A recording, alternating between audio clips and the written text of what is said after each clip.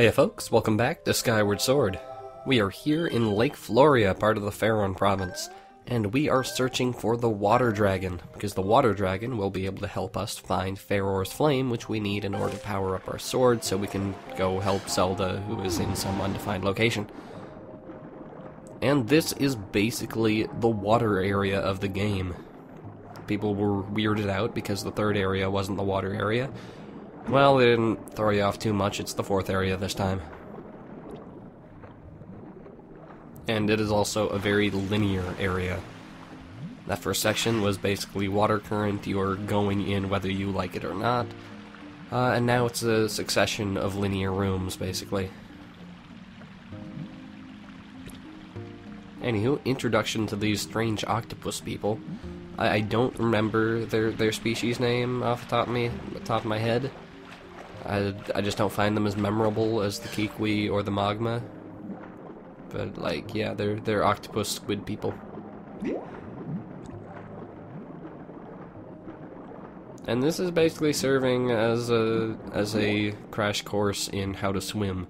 If you didn't figure it out enough when you were going inside the tree, you can now learn now, I guess.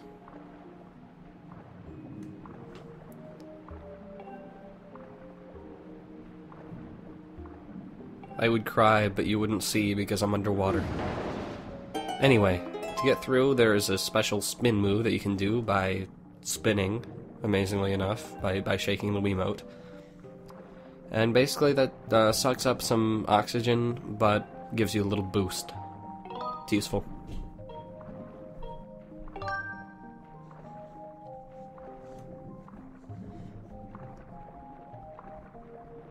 Uh-oh, Girahim has been here.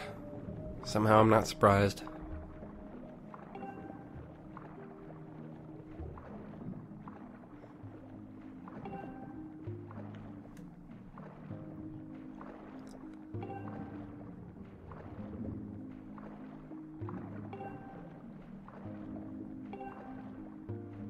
So yep, now we need to actually help the water dragon in order for her to help us. Friends helping friends, back scratching, all that good stuff.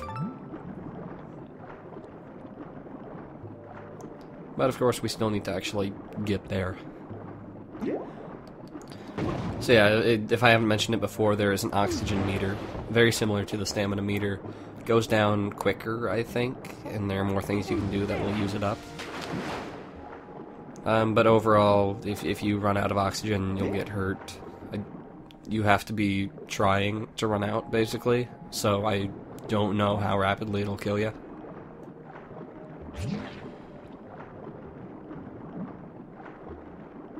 Anyway, as you can see, plenty of bombable things here in this area that you can bomb by knocking the explodey fish into them. Clever way of using enemies and terrain. A little finicky, because, I mean, knocking around is already finicky, and then kind of imprecise with the spinning, and it's just kind of difficult.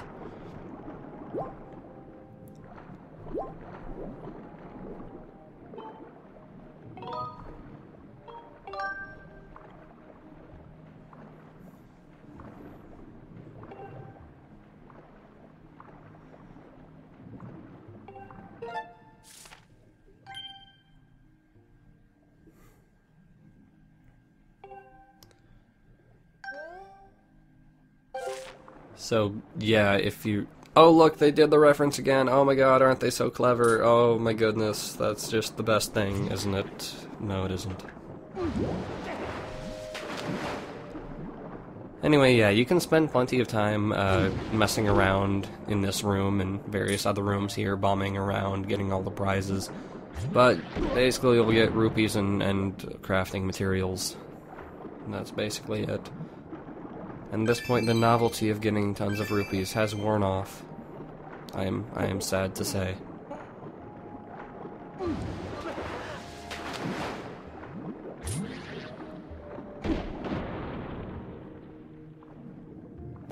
And there's our way through.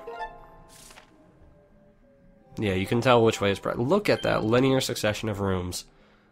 Absolutely no exploratory elements. Anyway, yeah, it's very easy to see which way you need to go, which exit is actually an exit, since the map very clearly shows which one it is. Ooh, this is stylish. I like this. This is something that people who played Majora's Mask will be familiar with.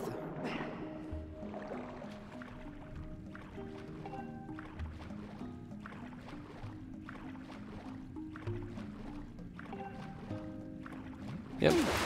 You got a boost. Use a boost to jump over the walls. So cool.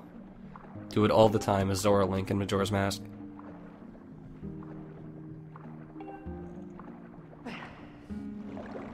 Unfortunately, that was basically the coolest thing that we'll do in this area, so yeah.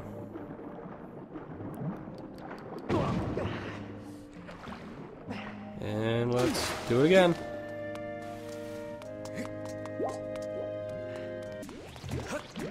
And enemies in here. I don't know why they put enemies in here, because one, it upsets the ambiance of the nice music and the serenity of a water area. And two, they're just gels, or zoles, or whatever they are. They're not threatening. I mean, it's not like residual army dudes from when Garium came in here. It's just a bunch of the zoles, or whatever.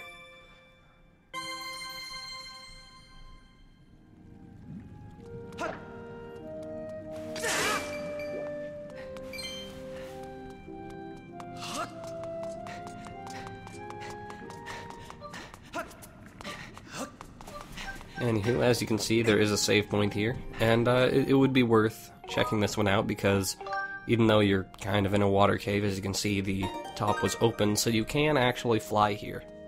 It's a quicker way to get to this area, if you so desire. I mean, there's an even better way that you'll unlock in a few minutes, but, you know, it works. Anyway, I really do like the visuals of this area. They managed to spice up the thing by having coral or other underwater fun.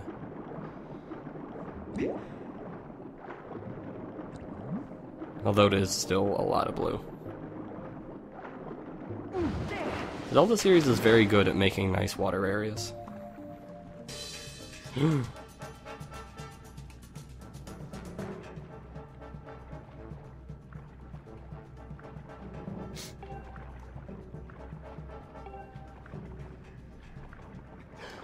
Yep, now we have actual proper underwater enemies.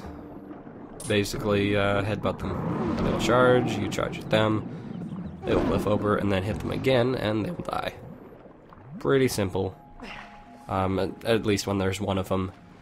Since you can lock onto them, steering around in the water becomes pretty much a non-issue, so I don't find them too difficult. I do find it interesting that they have that scar thing on their forehead, and I choose to believe that it is a literary reference to One Piece, because there was a whale with a scar on its forehead, basically its entire face, and it is a pretty awesome whale. And One Piece is pretty big. It may have been a conscious reference. I don't know. But then that would also be making Laboon a villain, which is just unacceptable. So.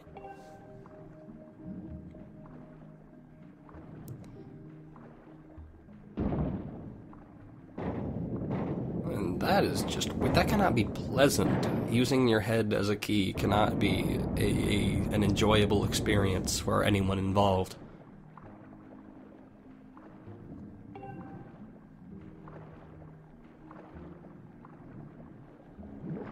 But anywho, head on through and meet the water dragon.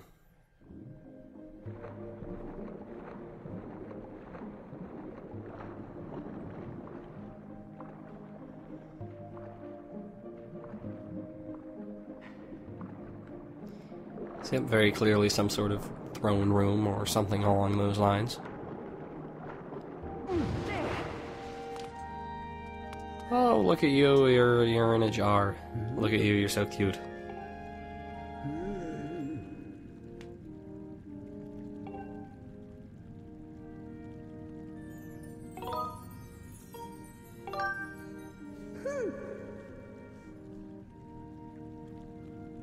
So, yep, this is the water dragon Pharaon, namesake of the woods. Little weird that a water dragon is the namesake of a forest, but okay.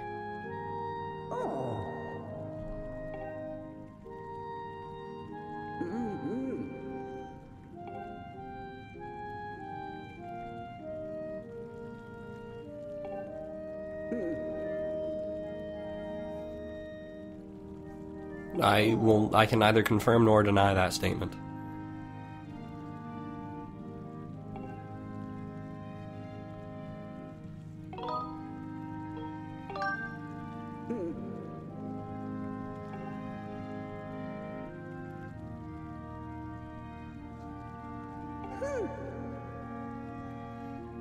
So, yep, even though we already proved ourselves in the trial gate, we have to prove ourselves again. And I hope you like proving yourself, because we'll have to do that a bit more in the future, too.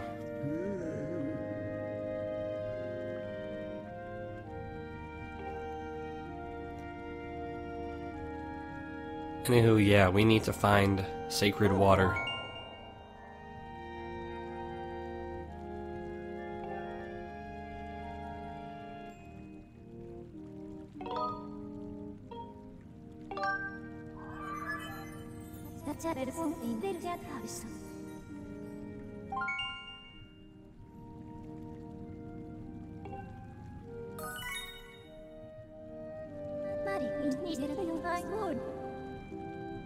And yeah, for this you will need an empty bottle. So if you have wonderful prizes in all of your bottles, that's too bad, you have to get rid of one.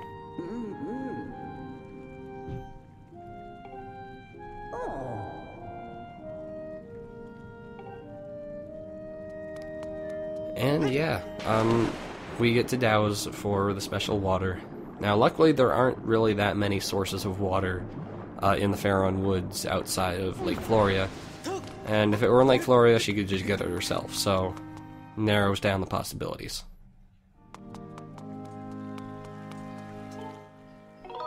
Anywho, Floria Waterfall, good place to activate a save point, because there is in fact a dungeon in the near vicinity. And it's very useful to be able to fly actually to this location, since it is right next to the water dragon. Anyway, because I'm stylish, I will be flying up, and then editing, and then flying back down to here. It's a little bit quicker than just running around. And yeah, the place to be is, in fact, the first dungeon, the Skyview Temple. And this, again, irritated a lot of people, because they're like, what the hell are you doing making us redo a dungeon?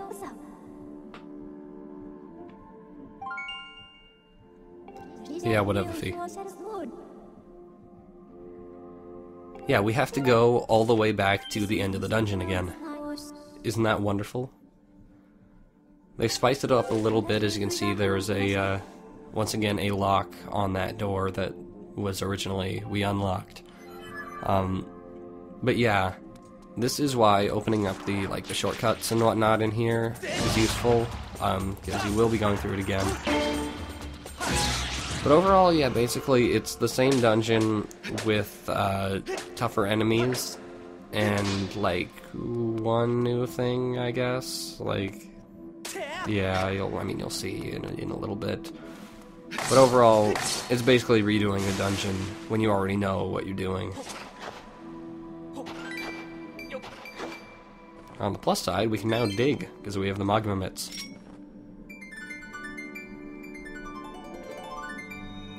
Anyway, something I don't believe I've mentioned, if you see a bunch of blessed butterflies flying around, you can play your harp and a magical wall will appear. And this magma is simply taken aback.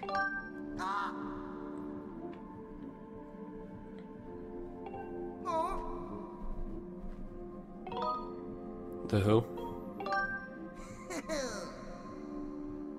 I assume he's talking about some sort of gossip stone or something.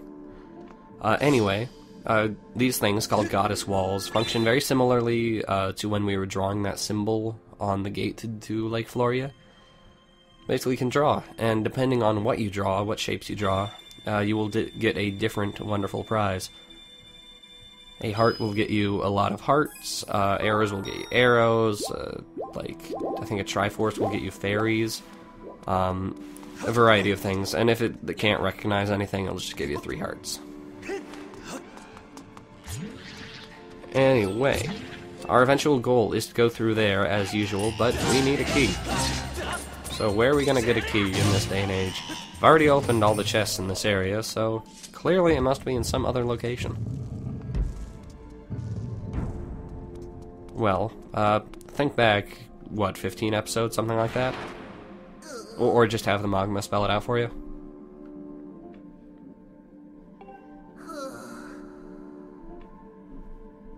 It is in a hole.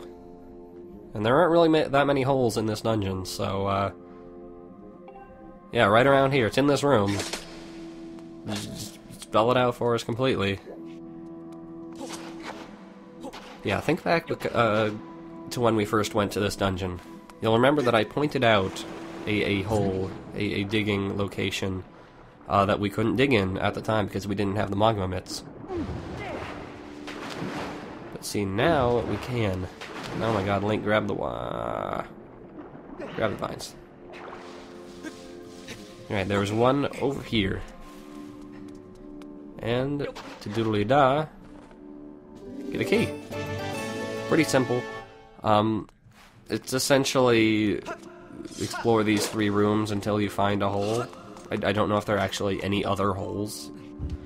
But yeah, the guy spells it out for you. It's pretty simple, and I don't remember spending a lot of time on it when I played, so... Anyway, that allows us to go around here. Okay, something I was trying to do. I was trying to parry arrows, because that's really cool and stylish. I feel like it's possible... Oh, I know it's possible. It's possible to, like, get an arrow stuck in your shield, and then that will add to your arrow quiver capacity count thing. Like, you'll just get an arrow out of it. But unfortunately, I don't have a quiver right now, so I don't know what I was doing. Anyway, since we've already, like, done everything here and unlocked things, we can just kind of waltz on over to the other side and move to the final room. So it is nice in that regard. We have upgraded traversal capacities compared to when we first went here. Oh god, you jerk. And yeah, now they're shooting us with bows, and that's just all sorts of crazy. Mr. Bug, no. But yeah, the optimal way to take care of these guys is to use Mr. Bug and drop a bomb on him.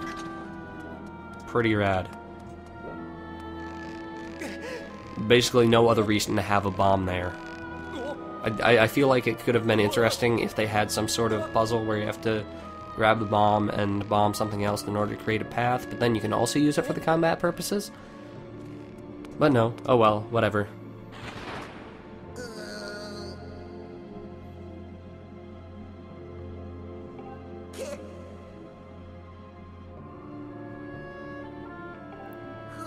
Actually, there is one thing left that I didn't grab, that I'm about to grab, but apparently you don't know about it. Again, think back a couple episodes. You will remember that there was a chest that I could not fit the rupees for in my wallet. No, Link, what are you doing? Yeah, over here, chest. I did not have room for these rupees at the time, but now I do. Foolish Magma. And then I find significantly more rupees in a hole right next to the chest, of course.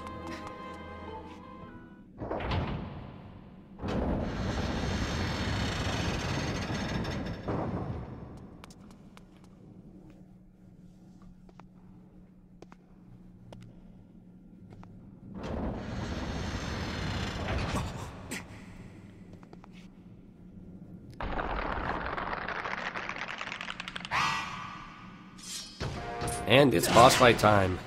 Remember this, one of these guys was the mini-boss of the dungeon. Now, we fight 3 of them at once. And, frankly, it's not much more difficult. Again, if you panic, if you freak out, this can be difficult. But overall, just focus on whatever one is closest to you, and slash whatever direction he demands.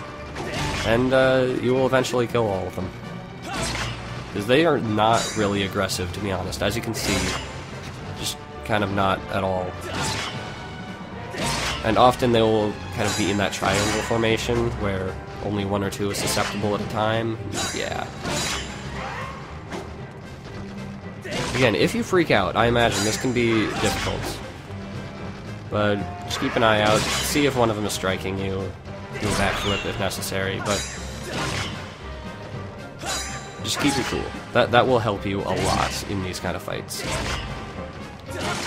And they don't readjust their positions nearly as quickly as Bokoblins do, so overall, I would rather face 3 of these guys than 3 Bokoblins at once, if they had the same health capacity.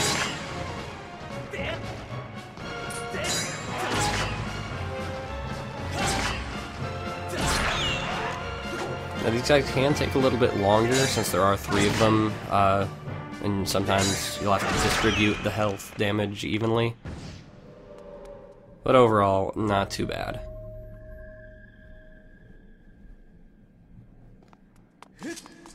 And now we can head on to the Sacred Spring. Remember that, don't you?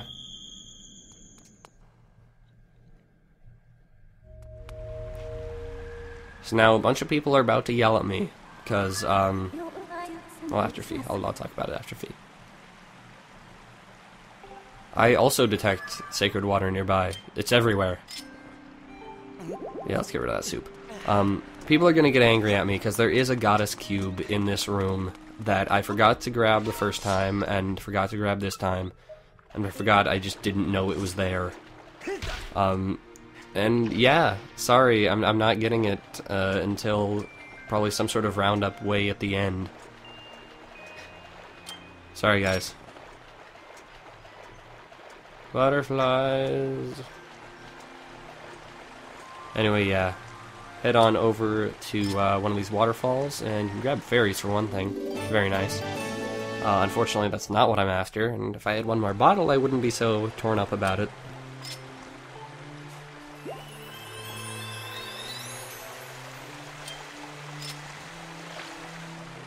There we go, sacred water.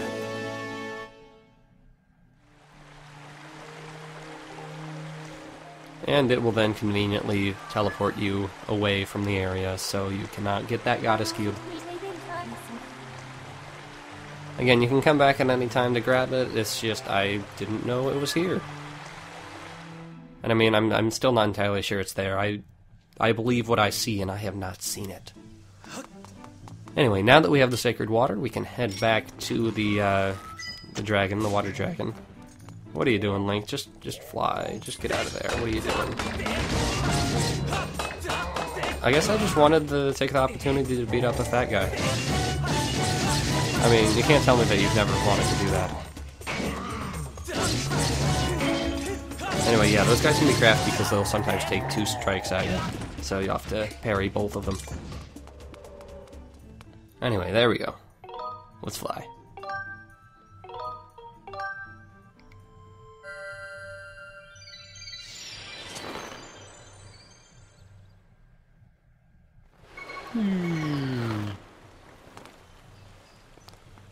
And now keep in mind, again, much like the pumpkin soup side quest, you do not want to accidentally use the item rather than talk to the person.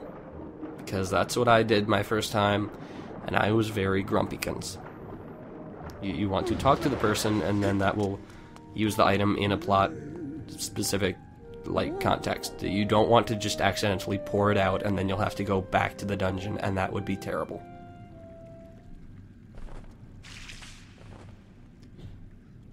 Oh man, it's sure good that you got those extra 16 ounces of water.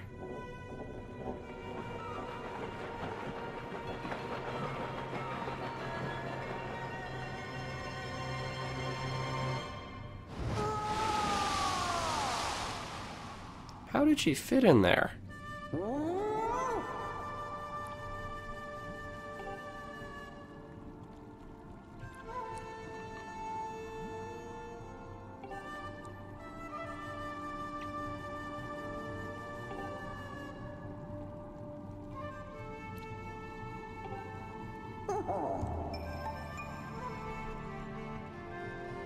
And yes, Doodle, for helping her out, we will get access to the 4th dungeon, which will give us access to the Sacred Flame.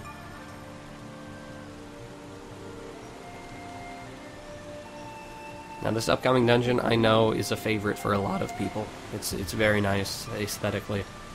And it's a water dungeon that isn't a pain in the ass, which is a rarity in the Zelda series. But we'll talk about that a bit more when we get in.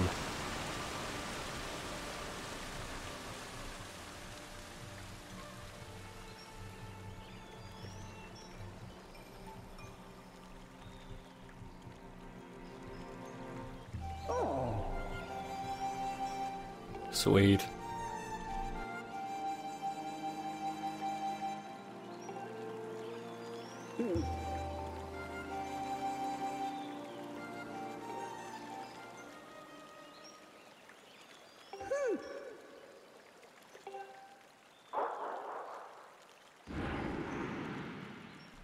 And yeppery doodle, we are finally ready to take on the 4th dungeon.